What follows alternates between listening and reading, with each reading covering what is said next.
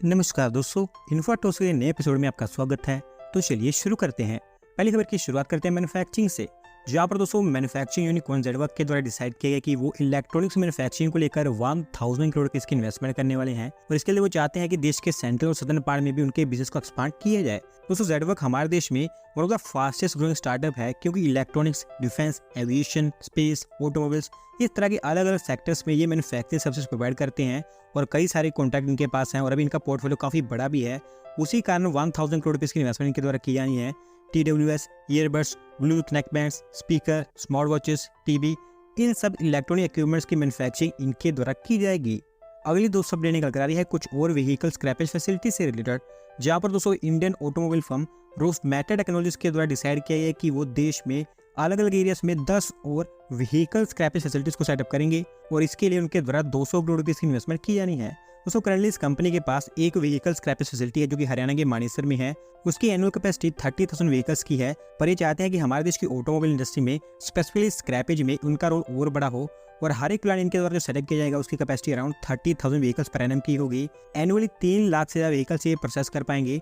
दोस्तों देखिए, आज के समय में व्हीकल स्क्रैपेज हमारे लिए ज़रूरी भी है, क्योंकि अगर हम व्हीकल्स को स्क्रैप करते हैं तो आगे चलकर रॉ मटेरियल की कॉस्ट ऑलमोस्ट 33% तक डिक्लाइन हो जाएगी।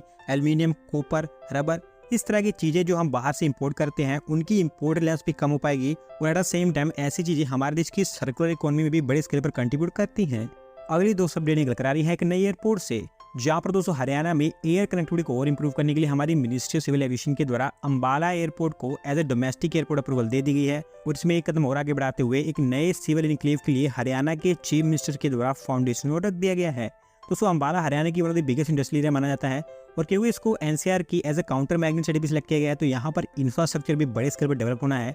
अभी जो न्यू सिविल इनक्लेव बनाया जाएगा वो फैला हुआ 20 एकड़ के एरिया में अंबाला एयरफोर्स स्टेशन के पास में वो बना होगा। 174 करोड़ रुपीस इसके लिए ओवरऑल स्पेंड किए जाने हैं और आगे चलकर चंडीगढ़ एयरपोर्ट जो कि अंबाला के काफ़ी पास में लोकेटेड है उसको एक कॉम्प्लीमेंट कर पाएगा। फिलहाल हरियाणा PWD ने टर्मिनल बिल्डिंग को लेकर टेंडर इशू कर दिए हैं। 2-3 साल में आपको ये एयरपोर्ट तैयार दिखेगा। अगली दो अपडेट निकल कर आ रही है हमारी डिफेंस फोर्सेस से, जहाँ पर दोस्तों लाइट टैंक्स के डेवलपमेंट को लेकर हमारी मिनिस्ट्री डिफेंस ने अमेरिकन कंपनी कमिंस को सिलेक्ट कर लिया है और फाइनली इसके लिए आप कह सकते हैं कि प्रोजेक्ट जोरावर आगे जाता हुआ देखने को मिलेगा। दोस्तों लाइट टैंक्स अभी हमारी इंडियन आर्मी की एक नेसेसिटी है, क्योंकि चाइनीज एग्रेशन को काउंटर करने के लिए हमारी इंडियन नेवी चाहती है कि नए लाइट टैंक्स को वो देश के बॉर्डर्स पर डिप्लॉय करे जो कि हाई एल्टीट्यूड में भी ऑपरेट हो पाए और इसी कारण पिछले साल प्रोजेक्ट जोरावर को अप्रूवल दी गई थी, जिसके अंतर्गत लाइट टैंक्स हमारी आर्मी के लिए बनाए जाने थे। DRDO और L&T ने मिलकर इसका जो पहला प्रोटोटाइप है वो भी तैयार कर लिया है और इंजन के बारे में जैसा कि आप जानते हैं कि हमारे पास कोई टेक्नोलॉजी नहीं है तो फॉरेन कंपनीज की जरूरत हमें लेनी पड़ेगी। एक जर्मन फर्म को इसके लिए सिलेक्ट किया गया था, लेकिन वो डील फाइनलाइज नहीं हो पाई है, तो उस कारण इस अमेरिकन फर्म को सिलेक्ट किया गया ताकि इस प्रोजेक्ट में डील ना हो। प्रोजेक्ट जोरावर के अंतर्गत ओवरऑल 354 टैंक्स की मैन्युफैक्चरिंग की जानी है। देखते हैं कब तक ये स्टार्ट हो पाती है।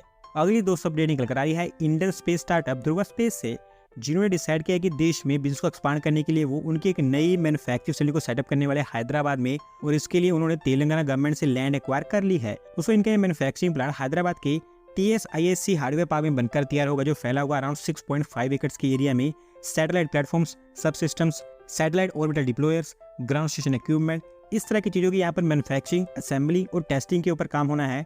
ओवरऑल कई सारे फेज में इसको बनाया जाएगा। फेज 1 में 20,000 स्क्वायर फीट के एरिया में एक सोलर एलई असेंबली लाइन बनकर तैयार होनी है, जो अगले 1.5-2 साल में बन जाएगी और आगे चलकर इनकी रिक्वायरमेंट्स के अकॉर्डिंग जो फैसिलिटी होगी वो इनके द्वारा बनाई जाएंगी। अगली दो अपडेट निकल कर आ रही है नागालैंड से, जहाँ पर दोस्तों फाइनली 60 साल के गैप के बाद नागालैंड को पहला मेडिकल कॉलेज मिल गया है। हमारे यूनियन हेल्थ मिनिस्टर के द्वारा नागालैंड की कैपिटल कोहिमा में पहले मेडिकल कॉलेज का इनोवेशन किया गया है। दोस्तों इस इंस्टीट्यूट का नाम national institute of medical science and research NIMSR Kohima है, जिसकी प्लानिंग ऑलमोस्ट पिछले 10 सालों से चल रही थी। 2014 में सबसे पहले प्लान सामने रखा गया था और 2015 में हमारी गवर्नमेंट के द्वारा इसको अप्रूवल भी दे दी गई, लेकिन लैंड इशू होने के चलते काम आगे नहीं बढ़ पाया था। 2-3 साल के वेट के बाद दोबारा से इस काम को आगे बढ़ाया गया और अब फाइनली ये बनकर तैयार हो चुका है। 100 MBBS सीट्स ये ऑफर करेगा, जिसके लिए आप कह सकते हैं कि आगे चलकर नागालैंड के कुछ मेडिकल स्टूडेंट्स को दूसरी स्टेट्स में नहीं जाना पड़ेगा और यहाँ पर ही वो पढ़ाई कर पाएंगे। बढ़ेंगे दोस्तों अगले अपडेट की तरफ, जो निकल कर आ रही है हमारी रेलवे से, जहाँ पर दोस्तों हमारी इंडियन रेलवे के द्वारा brand new first AC coach का कंसेप्ट डिजाइन सामने रख दिया गया है और इस बार ये कंसेप्ट या फिर डिजाइन RCF कपूरथला के द्वारा बनाया गया है। दोस्तों मोस्टली जैसा कि आप जानते हैं कि हमारे देश में जब भी कोई रेलवे को लेकर न्यू इन्वेंशन होती है तो वो ICF के द्वारा की जाती है, क्योंकि ICF हमारी रेलवे की प्राइम या फिर मेन फैक्ट्री है। वंदे भारत, वंदे सदारण, इस तरह की जितनी भी ट्रेन आ रही हैं आगे चलकर वो सारी आईएसएफ के द्वारा ही बनाई जा रही हैं। लेकिन अब इस रेस में आरसीएफ कपूरथला ने भी आईएसएफ को ज्वाइन कर लिया है, क्योंकि आप जानते हैं कि आरसीएफ कपूरथला मॉडर्न इक्विपमेंट्स की मैन्युफैक्चरिंग करती है। बेसिकली दोस्तों आपने देखा होगा कि हमारे जो फर्स्ट एसी कोच होते हैं वहाँ पर एक साइड पर कैबिन्स बने होते हैं, जबकि दूसरी साइड पर वो आने जाने के लिए गलियारा बना हुआ होता है। लेकिन इस एसी कोच में जो गलियारा या फिर आने जाने का रास्ता है उसको सेंटर में कर दिया गया है, जबकि दोनों साइड्स पर केबिन्स बनाए गए हैं जहाँ पर बस होंगी। इनफैक्ट अपर बर्थ के लिए भी पैनोरामिक विंडो भी लगाई जाएगी, जो कि यूजुअली नहीं होती है। और क्योंकि कई सारी इसमें एडवांस फैसिलिटीज़ होंगी, तो आरसीएफ कपूरथला का कहना है कि जो भी पैसेंजर्स इसमें ट्रैवल करेंगे उनको ये फील आएगा कि वो किसी एयरप्लेन की बिजनेस क्लास में ट्रैवल कर रहे हैं। हालांकि आपको मैं बता दूं कि ये कंसेप्ट डिज़ाइन अभी आरसीएफ कपूरथला के द्वारा सामने रखा गया है। अभी रेलवे बोर्ड के पास इसको अप्रूवल के लिए भेजा जाएगा, और अगर वहाँ से इसको अप्रूवल मिलती है तो फाइनली आपको हमारे देश की फर्स्ट एसी कोच कुछ ऐसे देखने को मिलेंगे। अगली 2 अपडेट निकल कर आ रही है हमारी फाइनेंशियल कैपिटल मुंबई से, जहाँ पर दोस्तों मुंबई के बीटीडी चौस के डेवलपमेंट के लिए म्हाडा ने 2026 एस डेडलाइन सेट कर दी है, और उनका कहना है कि किसी भी कंडीशन में 2026 से पहले इसको कंप्लीट कर दिया जाए। दोस्तों बीटीडी चौस मुंबई के आप कह सकते हैं कि one of the oldest buildings हैं। ब्रिटिश टाइम के दौरान इसको बनाया गया था, और अभी ये इतनी खराब कंडीशन में है कि इनको बैडली रीडेवलपमेंट की जरूरत है। इसके रीडेवलपमेंट प्रोग्राम के अंतर्गत टोटल 3 लोकेशंस को कवर किया जाना है, एनएम जोशीमार्ग, नयगांव एंड वर्ली। 2560 हाउसेस तो एनएम जोशीमार्ग में बनाए जाएंगे, जबकि 9689 हाउसेस वर्ली में बनाए जाएंगे, जो कि सबसे ज़्यादा होंगे। 3344 हाउसेस नए गांव में बनाए जाने हैं, जो कि सेकंड हाईएस्ट होने वाले हैं। इन सबको मिलाकर ओवरऑल ये 12 एकड़ का एरिया कवर करेंगे। अभी के समय म्हाडा के अकॉर्डिंग तीनों साइड्स पर काम अच्छे खासे स्केल पर चल रहा है, और इसी प्रोग्रेस के बेसिस पर यह कहा गया है कि 2026 तक ये तैयार हो जाएगा। आज की दोस्तों लास्ट अपडेट निकल कर आ रही है आईआईएम नागपुर से, जहाँ पर दोस्तों आईआईएम नागपुर उनकी एक सैटेलाइट ब्रांच को पुणे में सेटअप करने वाला है, और इसके लिए पिंपरी चिंचवाड़ म्यूनिसिपल कॉर्पोरेशन ने आईआईएम नागपुर के पास अप्रोच किया है, ताकि उनके म्यूनिसिपल एरिया में या फिर उनकी सिटी में इसको सेटअप किया जाए। दोस्तों आईआईएम नागपुर, जैसे कि आप जानते हैं कि हमारे देश का one of the best management institute माना जाता है।